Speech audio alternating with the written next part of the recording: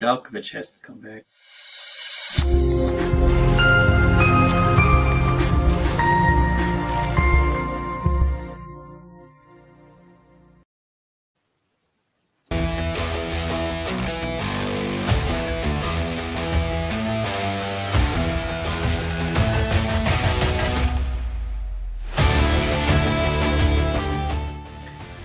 Hi everybody, welcome to episode 222 of Red Wings Rant, where tirades and impassioned pleas for your Detroit Red Wings finally have a home.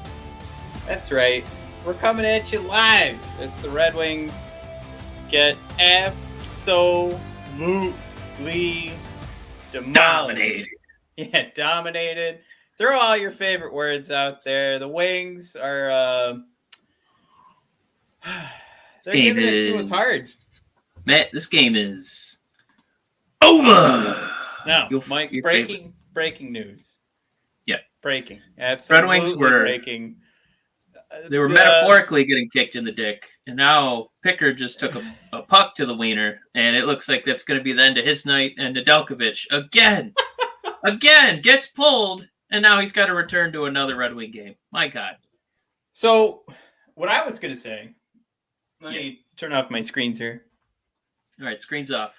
There we go. No, that screen's off. Nice Mike, we have one individual who watches our shows who has been adamant that Jeff's not doing as bad a job.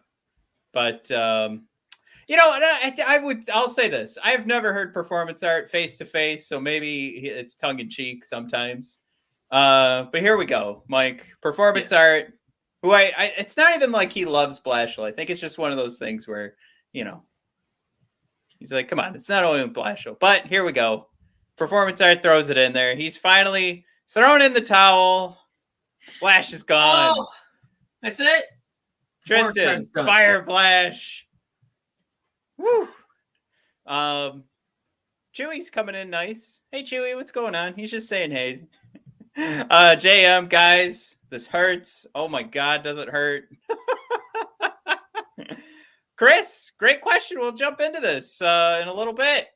Why would you start Ned on the back-to-back? I think Pickard just showed you why. He comes in, and what did he give him, a 5 spot? I don't know if... See, that's not fair. And we'll get into that. But, I mean, we're talking about rolling these guys. Boy. We're talking about rolling these guys when they're cold compared to when they're supposed to be going in and starting that game. Completely different mindset. I got to cut you off real quick, Matt. Yeah. I was tongue-in-cheek going to say, hey, Nedeljkovic stopped his first shot back after getting pulled. Then his second shot went in. 9-2 Penguins. Yep. There you go. Tristan's throwing it in there. Ace throwing it in there. The ice for Malkin. Chris, biggest problem is the goaltending, not necessarily the coach. See, Chris, that's my thing. Is I'm kind of getting fed up with the way these guys are starting, not letting them just roll through a loss because these guys need rest. And Nedeljkovic, I mean, it's like he's playing every game because if Grice plays, Nedeljkovic has to finish the game. And then, then we try to do this, but Nedeljkovic just played and he's not getting full rest. And now what are we doing tomorrow? I mean, not tomorrow, but you know what I mean. As we move forward, what are we doing moving forward? Like, so Ned's got to play again, without any rest. This has to be, man. We really got to get our research team together because I can't believe how many times we've pulled Nedeljkovic only for him to return in the same game. It's had to have happened 4 or 5 times. I don't think this has ever happened in the history of hockey. I wish this is what now Prashant Dyer again. We never say like a friend of the show because we don't think he had a great time. But that's what we need him to do the research on. Like enough with telling us how bad we are. Let's do some research on how often as a coach. As Chris Jericho used to say, we need the monkeys in the van. Get the tape together. But yeah, this is brutal. I don't know if there's any real silver solutions? lining elements to this yeah. game, except for when Larkin scored and he had that emphatic fist pump along the boards. That was kind of an F yeah, but then the Penguins scored again, so it was kind of a hollow gesture. But I don't know, man. Is this going to be another one of those games where we just touch on Mo and Lucas being among the league leaders for rookie points? I don't know. Is this another time that we have to do that, or is this more of a game where we're going to be talking about Blashill getting fired and how hollow a gesture that's going to be? Because what's the point? We're just bringing in a lame duck guy, and you don't whoever they bring in now with 10, 12 games left. Yeah, and we've talked this one to death. Like you're making a point, you're making a show to fire Jeff right now. Because I think it's pretty clear all these guys just want to get to the end of the season. And I would say too, it's even clear for Jeff because he's thrown in the towel with some of these decisions here. So I thought we'd open up on some of this here with Adam Erne, Mike. 5-on-5 expected goals against the Tampa Bay Lightning, Mike. 1.67. Not great. Not good. Just think about what the game plan would be here. Just hold the Tampa Bay Lightning and their offense to nothing. That's what we looked at, right? 10-2. Now we got really close to that, but Mike, here we go. Erne, second worst expected goals for per 60 the entire game, bringing our average down here. Let's not forget. Now, not all these guys that we're going to mention on here are like world beaters. Are they the elites of the NHL? But every single one of these guys, Mike, had a better expected goals for per 60 than Adam Erne. And this is for the podcast listeners, of course. Well, let's start with, let's go from the bottom. Taro Hirose, Mike, could have been a better option than Adam Erne. Michael Rasmussen, also a plus. I mean, the plus 1.98 expected goals for per 60. I think it topped off at around 5 for these 6 players. But also this list also includes Philip Zadina, Sam Gagner, Joe Veleno, and Mike, Adam Erne, 5-on-5 minutes on ice. He had more than Jakub Vrana. Now, Mike, when Jakub Vrana was being talked about as coming back, I think we were called a couple of silly hearts. You don't put him, Mike. You spread the offense, Mike. This team is golden. We're good to go. You put Vrana down in the bottom 6. Well, we're a couple of idiots because what did we say? We said the opposite. Yeah, you're right. Yeah. Spread the offense. Yeah, make sure Vrana doesn't get as much ice time as possible. Make sure he's on the ice, always fighting for the puck. Oh, genius. Oh, what a great use of his time. Now, he did have a wonderful play today, Mike, and I'm going to include that with our conversation here to just kind of put the icing on the cake for how good Vrana is, even when he's still trying to get his feet underneath him. But what the heck? Like, what are we doing? Like, I get it. We can talk about the goaltending going back and forth. It has just been bad at times. We actually were on 4 straight games of Nedeljkovic having good hockey. But let's get back to the original issue with him failing so much was how often he was playing, and technically still a rookie, and he played the most games he's ever played at the pro level, and that's when the descent started. So when we're going to talk about Nedeljkovic struggling again today, we can talk about motivation.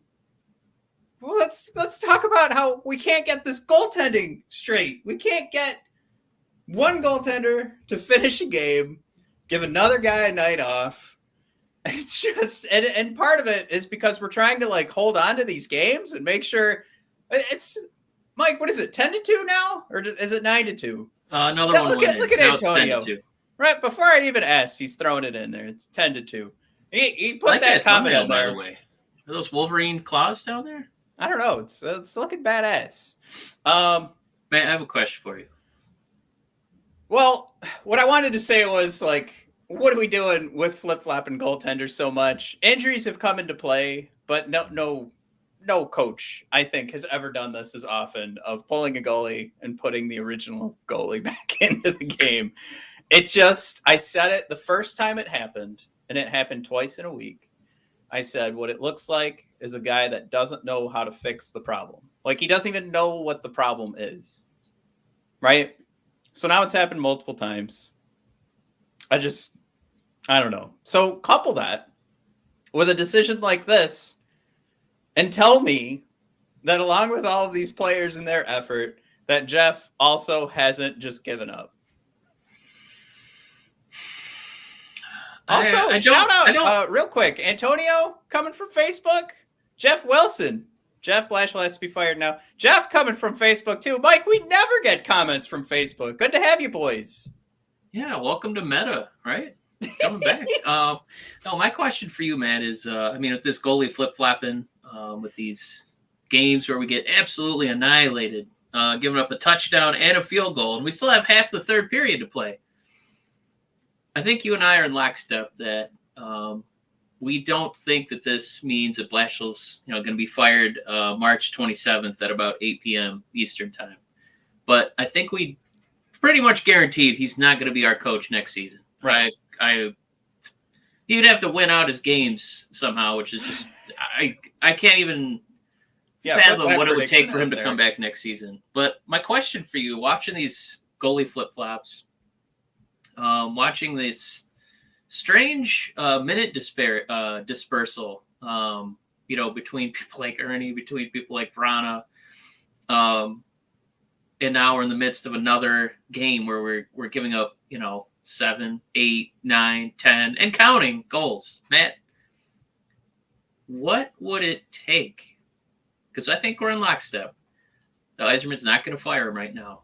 What would it take for him to fire him in the next week during this season? Because, if you're going to say it's the team kind of quitting on him,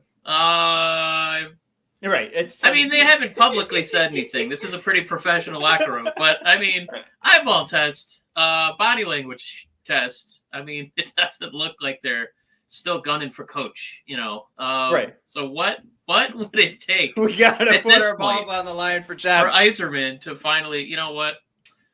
I was putting this off, but damn it, Jeff. God damn it. I let you have 5 10-2 games this season, and you had to keep pulling. Huh? You had to keep pulling, and now the trigger's been pulled. You're fired.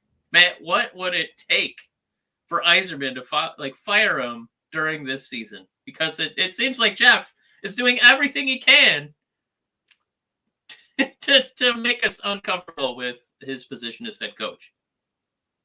Oh, gosh. Because we've run out of things. We've collectively agreed that there's nothing, like before we'd agreed that there's nothing he can do. They just want to get through this season. But if we're talking how bad does it have to get for Steve to be like, all right, look, I got to do it. Like even in the press conference, he's going to be like, look, Jeff literally left me no choice. I had to do it. I was trying to be a nice guy. There are thousands of straws in this camel's back. Thousands of them. Think about it this way, Matt. Think about it this way. What kind of coach usually gets fired when you're not competitive anymore? You're losing big games. You're losing at home. Multiple seasons where you're not going to be, competing for the playoffs. Looks like the team quit on you. Jeff kind of already has all of those things. So is there anything else? at this point, to keep him in the chair. Whoa! Now we're going the other way. It's just so tough.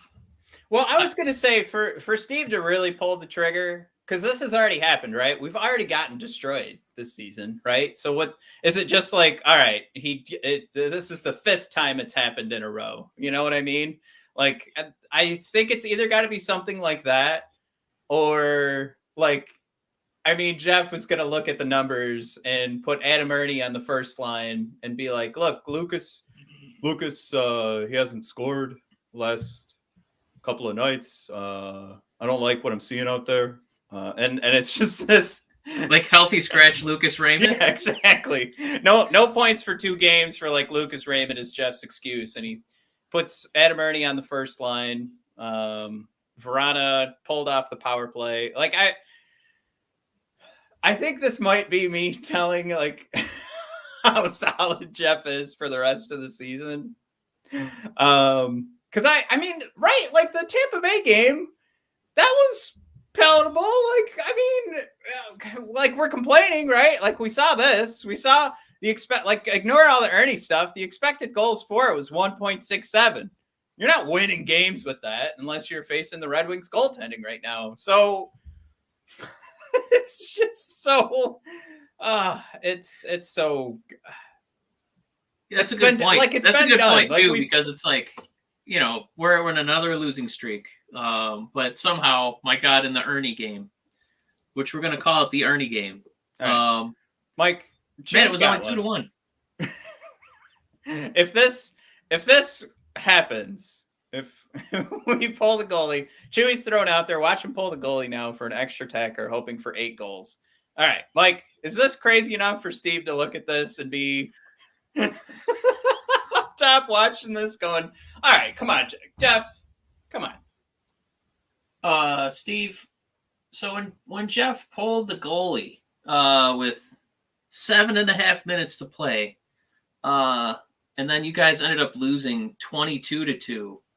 What was the strategy there from Jeff? What do you think he was trying to do? And Matt, I think we'd have to queue up the Nedeljkovic trade quote, because I don't know, you'd have to ask him that. Oh man, yeah, wouldn't that be crazy if you'd have to ask them why they were comfortable doing that? I don't know. Yeah, I found it quicker than I thought I would, so I was gonna hem and haw until I found that video. But it would just be something out of like that. It's indefensible. And I mean, right now he can still say, I don't have any defensemen. We knew this team had holes in it, and it was just a matter of time before the analytics caught up to us, and all those instances in the first half of the season where we were getting lucky.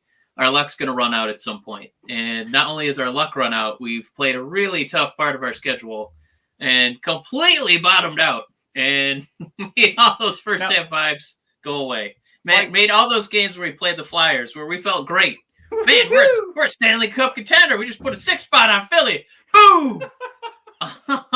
All those good vibes are gone, man. Mike, if you could, I'm going to put you on the spot. Can you recall? And I'm going to use this because I think he's a big enough pro wrestler that this will scale across 2 different fandoms here. Mike, how did Chris Jericho want to go out? Like he retires, end of the career. What did he always say he wanted to go out doing? You're really catching me off guard here. Yeah, I'm sorry. I don't know. He always said he wanted to be dragged out of the arena kicking and screaming. Like that would be his goodbye to pro wrestling. Like literally like a child. Like, I don't want to retire. I don't want to quit. And he wants security to come out and have to drag him away from the ring. Tristan throws out there, how does Blash go out? In dramatic style. Stripping down to his skivvies, running around the ice, twirling his tie on his finger. I still don't know if that's enough, Tristan. Don't know if that's enough. I'm glad you landed on his finger. Well, these are stressful times. So, Jeff, he just had to cool off a little bit. He had kind of a hot game. And, we'll see him next game. And hopefully he doesn't do that again. I was trying to say I'm just glad that tie landed on his finger. It's I thought we were going to be doing a Magic Mike with that tie, Tristan. I thought it was going to be whipping around on his little blashels down there.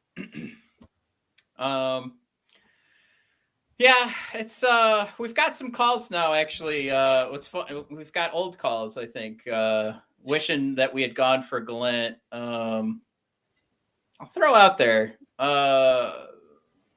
They have pretty good goaltending right now. I don't know if I'd be so keen on bringing Gallant based on this past season, but hey, would have been better than Jeff. I think is maybe the better point. Tristan, it was his 11th finger. Curtis is late. See, Curtis, you were yelling at us the other day for coming in. Oh wait, no, we were early, so we screwed Curtis over again. how's everyone doing? Are we out of donuts already? Gosh, I wish I had a donut right now. Curtis, good to have you aboard. Wait, is Blashill putting a donut on his 11th finger? Telling Steve he brought breakfast? Right. Maybe that would get him fired. Clearly, this is the best way to get through this, I think, is laughing. I mean, Blashill should just go to the press conference with the clown nose on. He's at this point. That's a pretty good hunk. Yeah. And I'm like, this one. Forgive me. I'm going to take a second here. I'm going to pull this up. We'll start the conversation. I'm going to go to our YouTube and see who left us the comment, because he wanted us to take a look at this. But I might. This is something that I'm kind of like, all right. I can actually. I'm okay with this. Oh, it's Adam Thomas. Adam, thank you for shouting this out. But he wanted us to take a look at Seider's minutes so far this season and kind of dissect, like, what are we doing to Mo? And these last few games, he's been clocked in, right? He had the 4-minute full shift, which doesn't do you any favors. But I think he's got like 28 minutes, Mike, which is like nearly record breaking for a single game. He's got 26 minutes clocked in. Mike, he every night he's our leading Red Wing for time on ice.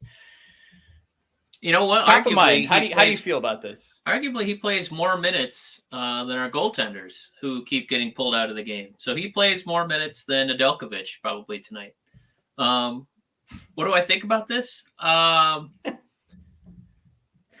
it's two items, right? It's two items. One is that, my God, we may have found, one of the top 10 defensemen in the NHL. The other one is necessity, because I don't know who. My God, can you imagine how those many minutes would be divvied up if Seider needed another year of seasoning? I mean, there's so many holes defensively. I just think that it's just kind of born out of necessity. It's kind of one of those seasons where we have, we're not quite playing for playoffs, so you can afford to play younger guys like Mo and let them kind of make mistakes in, with live rounds, as they say. Mm-hmm. So, I mean, there's not really anything lost. I think he likes playing a lot of minutes. I don't think he's probably ever complained in his life.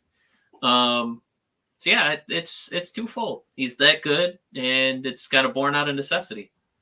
And yeah, I hear you there. I think the argument Adam's coming up with, actually, if I could bring this up, I mean, it's really, from Adam's perspective, this is another thing to add to the critique of Blashill and his ability to manage a game, and specifically here, ice time. But I mean, we could throw in our conversation for goaltenders too. I think this is another one, Adam, to just kind of throw out there, like, if I'm going to bring up the goaltender issue, I think what I'd want to bring up too is just kind of go back to Jeff and his inability to be creative or like land on that solution or figure out what the problem is. And with that, he's got one question that's really easy to answer. And I think he likes hitting that button, right? And I think that easy question is, who's the best defenseman I could put on the ice right now?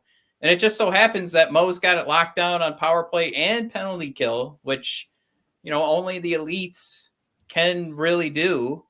And I think, what you said, Mike, you put it more eloquently, born of necessity. You really do need to put Mo out there to have the best chance to win. It's just, I'm going to come back and I'm going to speak for Adam here. That's maybe not the best thing in the world for Seider and his development, where it's not just about getting him, as much ice time as possible when he's as young as he is right now. So I think Adam, you bring up a great point. I think I look at it and I say it's a no-brainer decision for Jeff, because what Jeff's doing is trying to hang on to this job. He loves money. I love money. I will do anything I can to keep my job. And this is Jeff's best hope to keep his job. So I look at it this way. Adam, I think you're right to call that out as potentially hurting. I think we've seen it in the past. I can call it out in different sports. I can specifically call it the Detroit Tigers and Nate Cornejo. Right off the top of my head. I can't necessarily call that out unless you want to say Filip Hronek has been damaged by all the ice time he's played and kind of missed out on some opportunities to learn. So maybe that's one where if you were hoping for more from Filip Hronek, you could definitely point to him and say, man, my man played a ton of ice, had a ton of ice time his first chunk of years, and now he's a sloppy mess out there. At times he looks good, but he's definitely not a first pair defenseman. So yeah, you could call that out. There's at least a unique Detroit Red Wings, very recent history. What am I trying to say? I can't think of the word. Example. Jesus. So I guess. Do you think? I feel like yeah. Mo, That's I feel like Mo kind of has it. some like some voice on whether or not, hey, obviously we kind of need you. You're doing really well. Are you going to need any games off? But I again, he doesn't look like he's missed a step all season. I think he's arguably gotten to the point where he looks stronger from game one up till now, where it looks like he is, just kind of improving. I think if it, when we watch him, it never looks like he's winded or he needs a break. It just kind of looks like, oh, there's our best player, playing as hard as he can on this terrible Red Wing team all of a sudden. So I don't know if I'm really gnashing my molars about it, because I think it's such a unique situation where he is that good. I think he's up to the challenge. And we've seen other humans bounce off of him, countless times this season in a highlight video that we're still waiting for that montage. Yeah, he still looks strong. He doesn't look like he's hit a rookie wall. And for the foreseeable future, I don't think that that's going to happen to him. And it's just because he's, we're just kind of lucky to have this superhuman freak on our blue line. So yeah, it might be a little irresponsible if it was maybe if you want to put it in wrestling terms again, it's why bigger guys get pushed, because they as far as winning goes, more TV time goes, because they can take bumps and they don't feel the damage as much, and they can keep wrestling, where smaller guys can take bumps and they hurt a lot more because they're smaller human beings.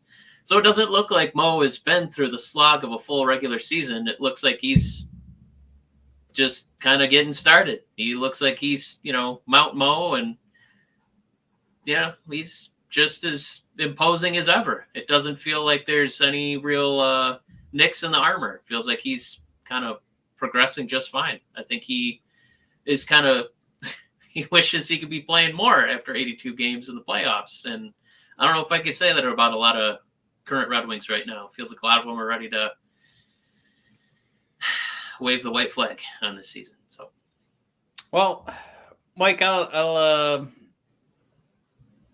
say this. I think it's really easy to tell Blash, like, good. It's gonna sound like I'm not insulting your take. I'm agreeing with you. But yeah, it's really easy to tell Blash, like, good job on that. You nailed the Mo Seider one. I don't know if I'm giving him credit. Yeah, I just wanted to play this game real quick, though. I want you to pick, Mike, who would you rather have on your second line wing? I'm going to give you 2 replays, Mike, and then you just let me know. I've got one queued up already, so I hope one of them's Adam Erne. Can't wait. All right, you know what? Let's do that. Let's do Adam Erne first. I already guessed it. Oh, I'm sorry. No, it's fine. I wasn't really gonna hide it, but it does make. Just make sure you have it muted, man, so you don't get canceled. We haven't gotten canceled yet. I'm pretty happy. Bally is fine with it, Mike. This is earlier in the game. This is today's game, Mike. So you get to pick, Mike. Jeff doesn't have this luxury. We get to see these replays, Mike, and then you get to pick who's going on your second line for the next game. All right. Wallman's coming in hot. I think this was on the power play. You've got your net front presence man, Adam Erne, out in front. Mike, he's your specialist. He's your net front specialist here. I'm bringing this up, too, thanks to Jared, who's here. He's here in the chat. I'm just going to call out one Jared. Of his lulls in the chat. But he said, did somebody disconnect Adam Erne's controller today? Because, well, we got this, Mike. This is, there you go. Right out front, empty net. Yep, here goes the puck. See ya. Go that way. All right. Adam Erne, Mike, giving his best effort. I would say that's it's a pretty hot Erne effort right there. It's very puzzling because I thought maybe there's a Pittsburgh hockey stick in his way, but the closest defenseman, number 6, Marino, the stick's behind Erne. So Erne kind of comes out. You can see Marino's stick is on Ernie's skate right now. So Erne just needs to put that stick down on the ice. And just kind of do like a little redirect. He lifts it for some. Okay, he kind of whiff. That's a whiff. Right? He kind of whiffs. Yeah, he's kind of lifting it for some reason. Maybe he thought it was a biscuit and it was going to pop up. I don't know what he was thinking there.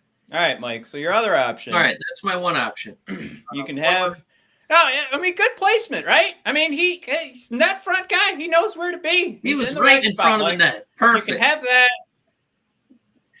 Or it sounds like Pee Wee coaching. Look at Adam was right in front of the net, you guys. That's exactly where we coach you. It looks great. Now we got to keep our sticks down. All right, that's going to be next practice. Option number 2, Mike. Vrana playing the puck. Pittsburgh is actually pushing the puck back towards the goalie. Vrana still staying in the offensive zone. So here's option number 2, Mike. Just boop. All right, bingo, bingo. There you go.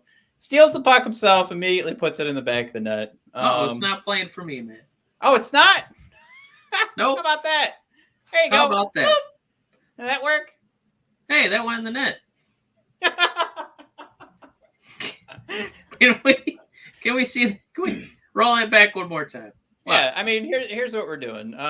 We start this replay right at the steal here. I mean, this is all just Vrana heads up play. You know, when people talk about, and they gave us a hard time about spreading out the offense, they said, Vrana can create offense at any time. He can score at any time. That's why you put him on a line away from Dylan Larkin and Lucas Raymond. You keep them as far away as possible. Now, Mike, do you think these shots, I don't know, might happen maybe by a pass from Lucas Raymond or Dylan Larkin at some point? I don't know. Maybe it doesn't have to be this to create a 6-2 game. I don't know. I'm just spitballing here. So maybe when you got those 2 guys to pick from your who's getting more ice time. Yeah, it's probably. I would probably, I didn't want to jump the gun, but I might slightly lean towards Vrana. I don't know. Again, Mike, let's go to we can harp here. Maybe Vrana should have already been back in the neutral zone. Like that would have been the responsible play here, honestly. And Erne was in the right spot. He's net front presence guy. He's where he should be. So Mike, any downside? Are you gonna downvote here or any negative points to Vrana for playing it aggressive here? Yeah, one negative point. Oh, they're down by 5. He shoots and scores so quickly. I bet that sometimes we miss some of his goals because they come in and out of the net so fast.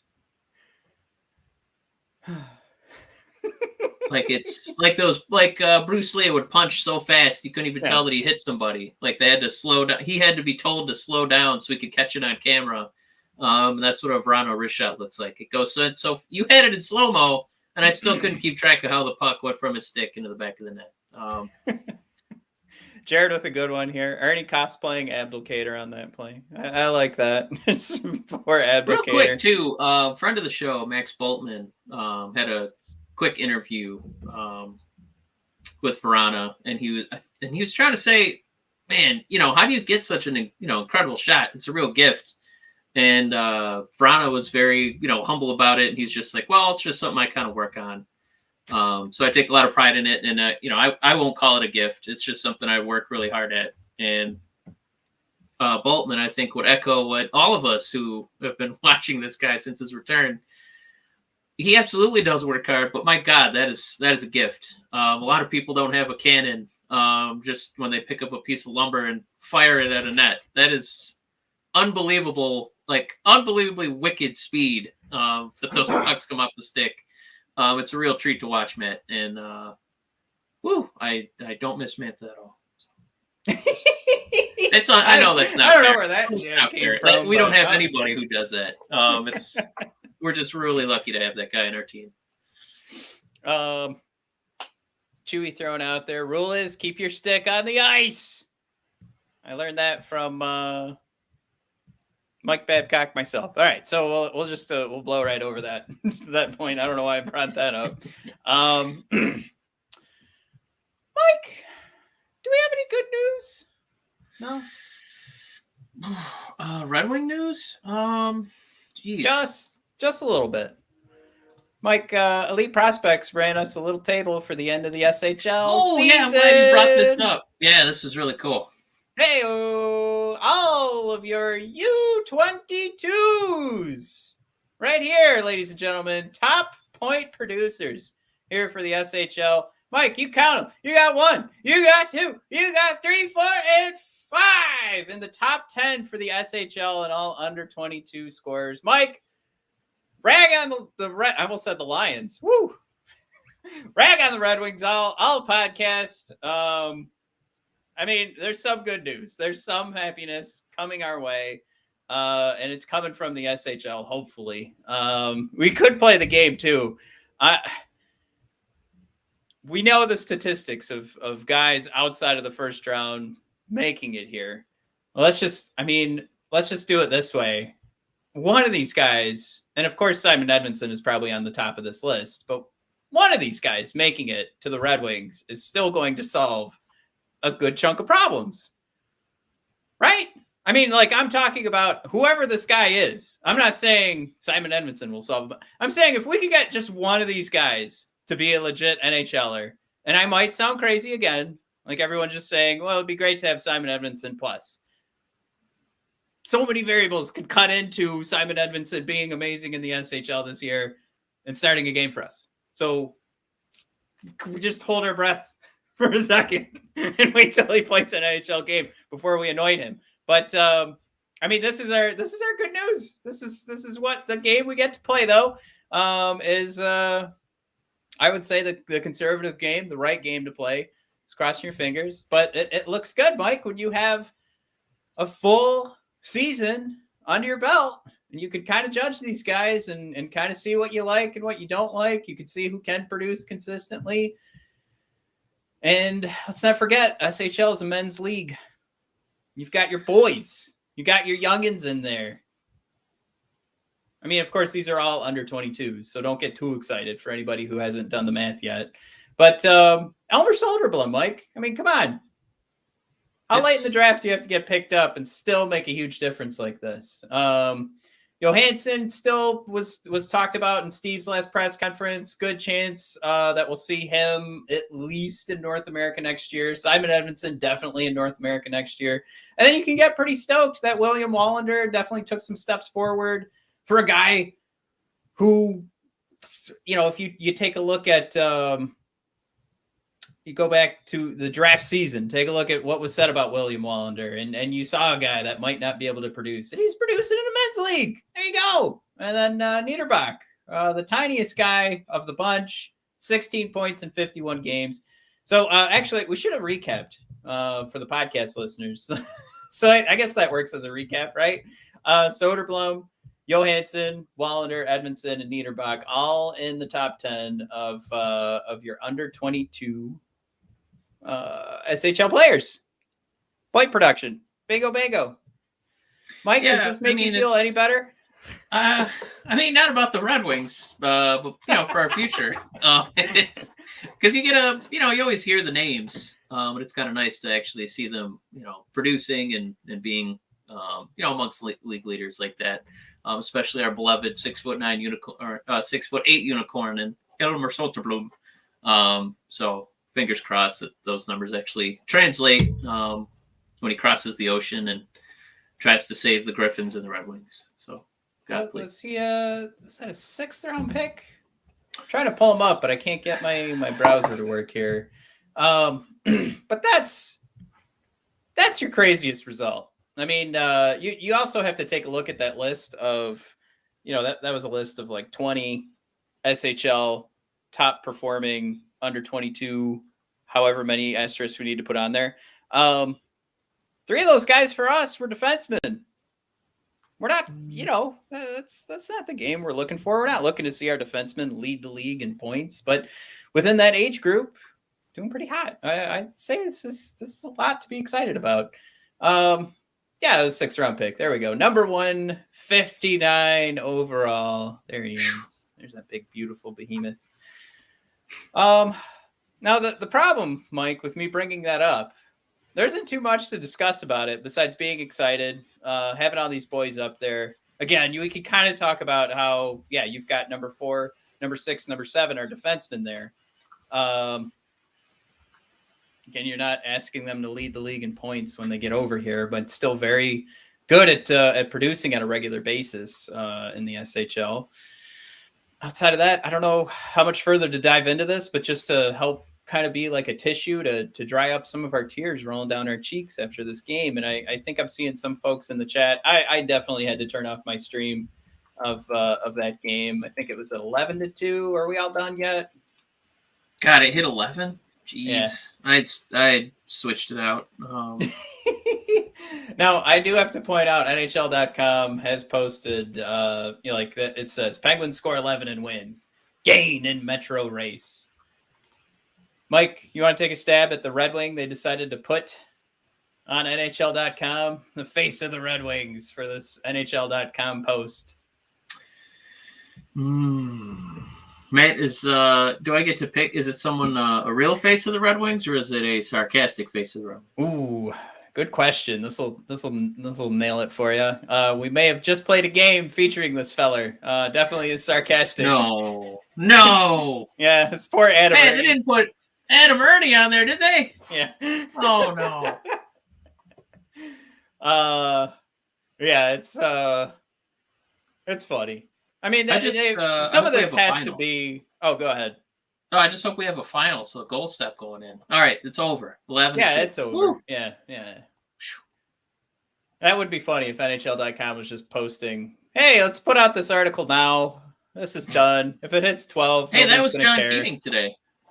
Yeah, did you notice he didn't have his mic on? The second period break. I missed him mail that in, but I heard him say, Pittsburgh Penguins, when they're up by any kind of goals, it's a record of 26-2-1, and they're gonna add to that today. Like, hey, damn! I guess this one's over, huh? Change the channel. You're supposed to be a company man, Keating. Get us to tune into Bally. What's going on?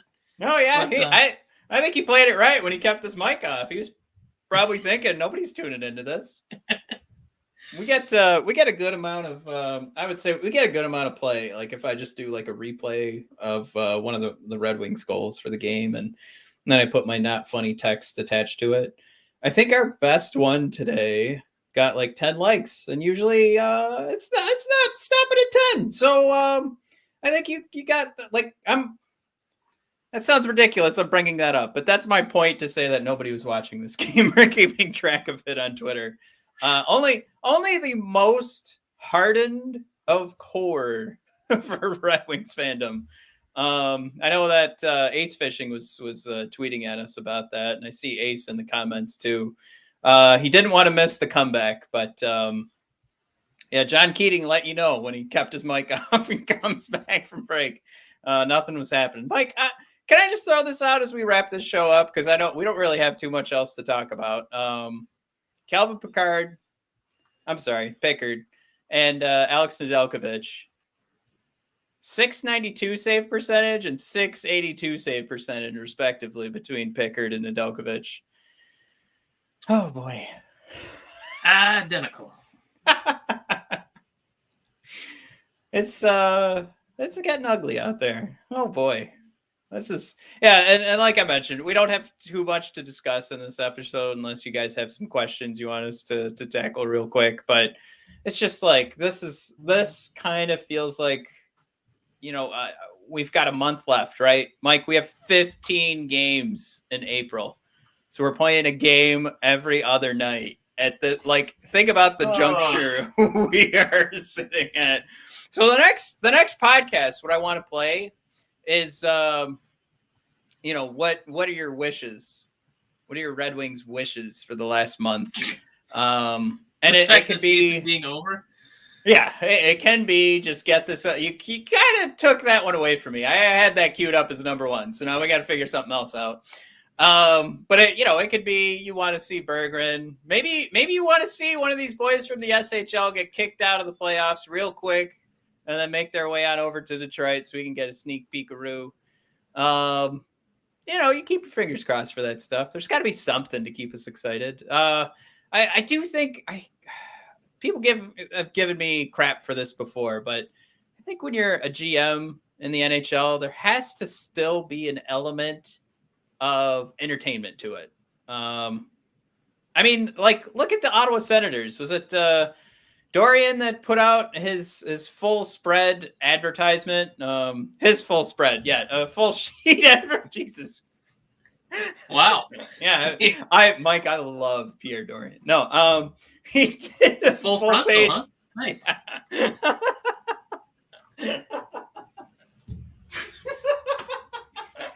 That's entertainment. He did the full page ad in the newspaper saying that this was a year ago and Ottawa still stinks, but that their unprecedented success was about to begin. Trying to really, you're getting like season ticket holders. You're trying to get the buy-in there. But I say that's sort of my outlier. That's my goofy, all right, this is the silly heart example. But I think if there's something to getting the fans at least to stay interested and maybe get excited for next season, there's a couple of moves you could still make. And I still think that has to be a part of the GM's job. Some people would tell me, no, that's stupid, but I think you're kind of a silly heart if you think some of that stuff isn't rolling around in the back of their head. Not for 82 games. Not to make sure, that's the number one priority, but I think there's an element to it. We do have a question here, real quick. I think this is we got some good paperwork we have to get out of the way. We did get your email there, Tristan. Should be on the way, and once I get the first notification, it comes to us, and then I'll give you the thumbs up on that. So it's actually I'm saving myself some money, so I buy it through our own account. That's why we get the first email, and then you'll get the next one. All right. Yeah, Mike, you love it when I pull behind the curtain. Yeah, everyone likes to see how the sausage is made. So right now, I think we're, by my math, 1, 2, 3, 4, 5, 6, 7, 8, 9. We're the 9th worst team in the NHL right now. Ooh. So one of your wishes going to be to drop down? It's going to take a lot of magic. I think it's safe to say we're not going to catch, be 10th worst with the Islanders, who have 65 points. We have 60. Anaheim also has 65. But the bummer is the teams that we're counting on to get some wins are Chicago. They have the same number of games played. They have 58 points to our 60. And the only other team that kind of has a chance for us to catch them is Buffalo. But they're almost in an identical trajectory as we are, especially with the total season goal differential, where we're a negative 64. No surprise after all of our touchdown and field goal losses that we've had this year. But our closest shot is probably Chicago, and then maybe Buffalo if we can get lucky. We're going to be 9th, 8th or 7th is probably best case scenario. Not going to be getting the greatest lottery odds of all time. Looks kind of similar to what we had in past couple seasons. So didn't want you to think there was. I don't know. I didn't want it to end on such a bleak note, but we're going to be rooting for to bring up. Then we're going to be rooting for the Blackhawks. You're going to be rooting for Buffalo. All three of them have played 66 games. Again, Red Wings 60 points, Buffalo has 56, Chicago 58. So we're counting on a little Chicago hot streak here as the season winds down. I want to see how this affects your thoughts here, Mike. Ottawa, we've got 3 games in the next 2 weeks against Ottawa, including back-to-backs coming up. Very important for Tim Stützle to pull out a couple hat tricks here. Also, 2 games against New Jersey, April 24th and April 29th to end the season. Those could be huge, Mike. I don't know. I think New Jersey, we're too far ahead of them at this point, and I think they're going to tank those games to really make sure the Red Wings can't catch them. Yeah, we're gonna be big Chicago fans. We're gonna be big Buffalo fans here for the next couple weeks. So you just lost us a ton of subscribers. Jesus! Oh, I can't believe you said that one. Oh my God! You have to. We're counting on the draft. I apologize. We're counting on the draft position. We need them to win. Well, Mike, I think. JM's got a question here. Do you guys like the Sana Detroit shirt designs? JM, I'm going to need a quick response here. Is that the one with like the zombies and the skeletons? Because if it is that one, I shared that on our Twitter account, and I think they are badass, and I think they're pretty cool. I like them. So, yeah, as soon as this will be fun. As soon as we get that response, we'll be able to confirm that you guys can go check those out. Yes! It is those. Yes, they're super badass. Go check out Sana Detroit shirts, you guys. That's SANA. This is probably JM's store, so go help out JM. You have to have a password to get one. All right, so JM, hit up JM to get that password. He's pretending it's not his store. It's a clever marketing technique here by JM. All right, and real quick, everybody, if you have a sec, if you could hit that like button. Don't forget, subscribe, rate, and review on Apple Podcasts. Rate us on Spotify. Does us the most good for new people finding us. We can grow here. We gave away a couple of shirts in the last episode, only because, we do the ads, right? We're presented by DraftKings, so then we could give away stuff. So we could give away more, though, if we had more listeners. So help us out. Share. What is it? Hashtag grow the show. Do that one out there, right? Yeah, help us grow the show. Share it with your buddies. Share it on Reddit. Share it wherever. And we can give out more stuff. All right. Mike. Matt. You ready to sail off into the sunset? Yeah. All shirts go to Tristan. That's right. If you guys could change your name to Tristan, you probably want a shirt from me. I played it clean. I tried to make sure Tristan didn't win, and it just came up too many times, so I had to give him another shirt. All right. I'm just going to talk myself into a hole here. I'm sure all the podcast listeners enjoy this when they're not a part of the live show, and this is how every single episode ends. It's us just chit-chatting real quick with everybody in the chat room. All right, Mike, any final thoughts? You guys, you can unsubscribe all you want, but just to really make it interesting. Listen, there's 2 Chicago Buffalo Sabres games coming out. I don't know who to root for. For Chicago's schedule? Yeah. We need both of them to win. This is a nightmare scenario. You just don't want it to go into overtime. Oh, wait, no, you do. I'm sorry. You do. I'm thinking the opposite way. Yeah, well, we need both of them to get at least a point per game. Yeah, you're back. You're back. Yeah, go the other way. Yeah. These are confusing times. I'm forcing you to be a temporary Blackhawk fan, and we need them to get points. It's very confusing times. I know. You know, I actually don't have the lights on in my office right now, and I just have this ring light. It really brings out the red in this jersey, like having everything off. It's popping right now. Yeah, good old Lucas Raymond jersey, baby. Yeah. All right, I'll let you guys go. This was This is fun. Yeah, let's these get out of episodes here are before tough. I say something Yeah, they're tough stupid. when we suck. So Yeah. We'll have more fun things to talk about. Yeah, next episode we're gonna do our wish list for the last month of the season. I don't know, Mike. Should we play it as if we were Steve Yzerman, if we were God, if we were Jeff Blashill? I think we're gonna play it as two people. Okay, all right, I like that. I am going Matt- to be The Rock. No, you have to be. No, Matt, you're gonna play it. We know. Okay, Matt, you get to do your wishes, but I want you to do it as Yzerman, and I also want you to play it as Nedeljkovic. Yeah. Okay. All right. I definitely have zero idea how to improv that one, but we'll That's figure why it you got out. a whole 3 days to figure it out. All right.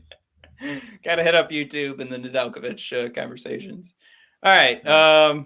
Last thought belongs to Warrior Spirit. And he throws out, came in late, Warrior. We already decided it's done. Blashill's gone, but he threw in one last fire Blashill. Appreciate you, Warrior. Subscribe and you won't miss the next one. All right, everybody. Thank you. Have a good night.